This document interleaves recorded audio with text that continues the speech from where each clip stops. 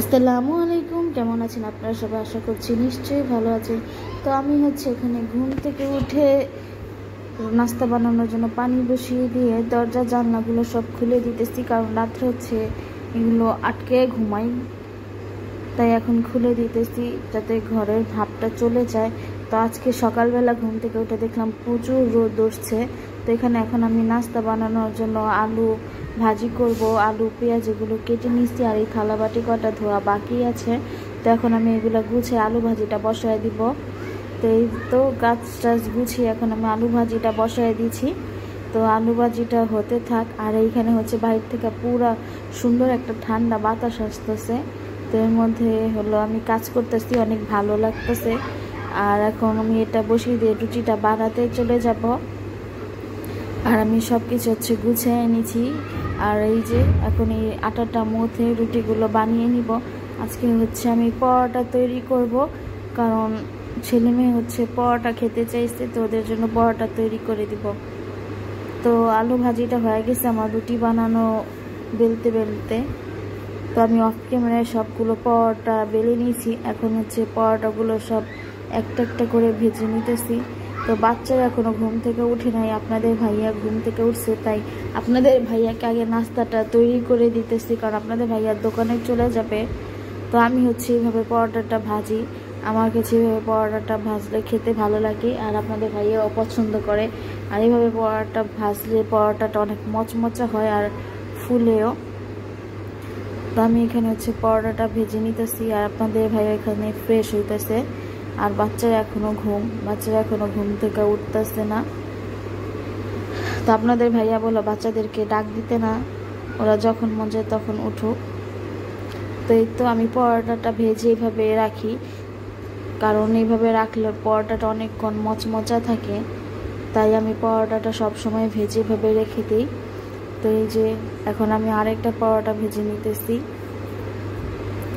আজকে ভালো লাগতেছে না, শরীরটাও খুব ক্লান্ত লাগতেছে, আর শরীরটা খারাপও লাগতেছে। কি কাজ টাজ করতেও মন চাইতেছে না, তবুও করতে হইতেছে, কিছু করার নাই, মেয়েদের লাইফটাই এমন। তো এই যে আমি আরেকটা পরোটা ভেজে নিতেছি, আর আপনাদের ভাইয়া ওইখানে রেডি হয়ে গেছে যাওয়ার জন্য।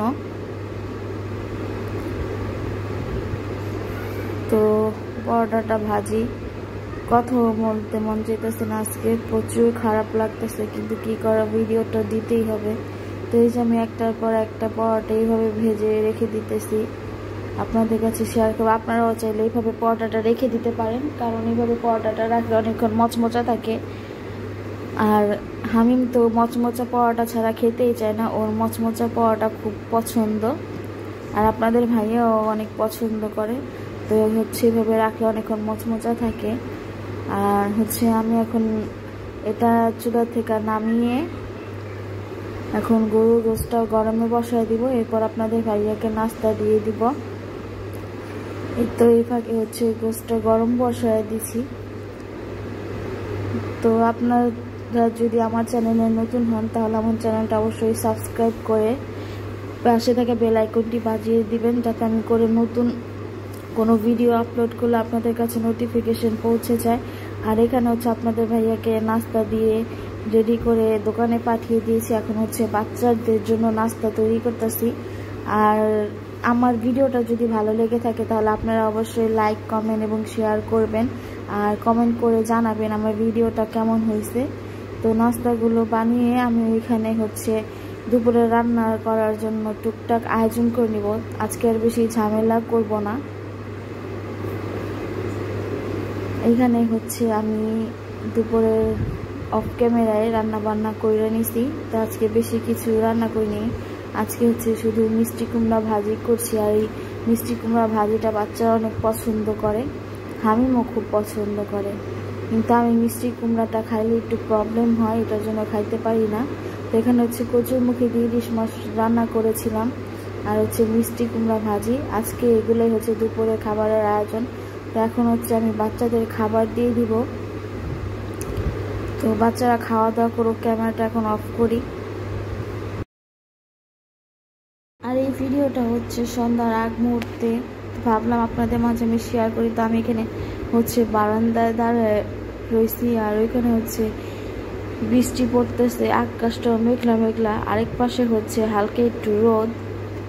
তো ভাবলাম আপনাদেরও শেয়ার করি। আমার কাছে এখানে দাঁড়ায় থাকতে অনেক ভালো লাগে, আর এখানে অনেক বাতাস আসে, আর পরিবেশটাও খুব ভালো লাগে। তো একটু আগে হচ্ছে বিকেলবেলা আমার ঘরে একটা আপু আসছিল। তো আপু অনেক কথা বললো, কান্নাকাটি করলো। তো এখান থেকে আর কিছু কথা আপনাদের মাঝে ভাবলাম একটু শেয়ার করি। তো আপুটা বলতেছে তার আর তার হাজব্যান্ডের মধ্যে অনেক ভালোবাসা এবং তাদের মধ্যে বন্ডিংটা অনেক ভালো। তো তার শ্বশুর বাড়ির লোকেরা নাকি তাদের এই ভালোবাসার বন্ডিং দেখে বলে ওই আপুটা নাকি তার হাজব্যান্ডকে কালো জাদু করে, কুফুরি করে। এটার জন্য তার হাজব্যান্ড তার সব কথা শুনে তাদের মধ্যে হচ্ছে ঝগড়া লাগে না। তো আপু বলতেছে যে সে নাকি কালো জাদু করে। তো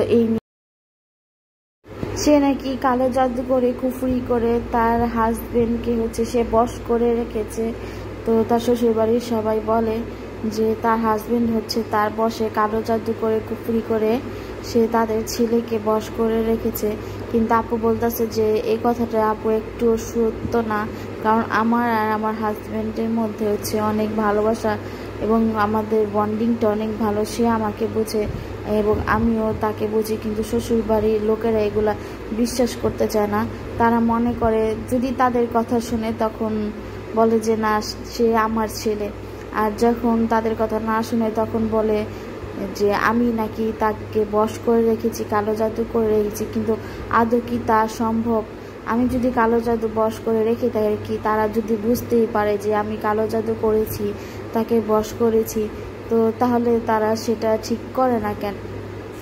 তো তারা এত কিছু জানে, তাহলে তারা কি কিভাবে ঠিক করতে হয় সেটা জানে না। তো আমি আপুকে বোঝালাম যে থাক আপু, কিছু মনে করো না, যে বলার তাকে বলতে দাও, তোমার শোনার তুমি শুনতে থাকো। কারণ আল্লাহ তো দেখতেছে, যে তোমাকে এগুলা বলবে তার উপরেই সেটা রিপিট হবে। তারা হয়তো কোনো সময় কালো জাদু বা কুফুরি করছে, তাই তারা এই বিষয়ে ভালো জানে বা বলতে পারে, তুমি এটা নিয়ে মন খারাপ করো না। তো আপু বলতেছে তো এই নিয়ে হচ্ছে তার সংসারে অনেক সমস্যা হইতেছে। তো আমি বললাম এটা সব আল্লাহ ঠিক করে দিবে, কারণ আল্লাহ তার কারোর জন্য একা না, আল্লাহ হচ্ছে সবার জন্যই আছে। তো এটা নিয়ে তুমি কোনো মন খারাপ করো না, এই বললে আপুর সাথে আর অনেক কথা হইলো। এ নিয়ে হচ্ছে আপুকে বুঝাইয়া দিলাম। তো আজকের ভিডিওটা বেশি বড় করব না, আজকে ভিডিওটা এই পর্যন্তই রাখতেছি। তো সবাই ভালো থাকবেন, সুস্থ থাকবেন, আল্লাহ হাফেজ।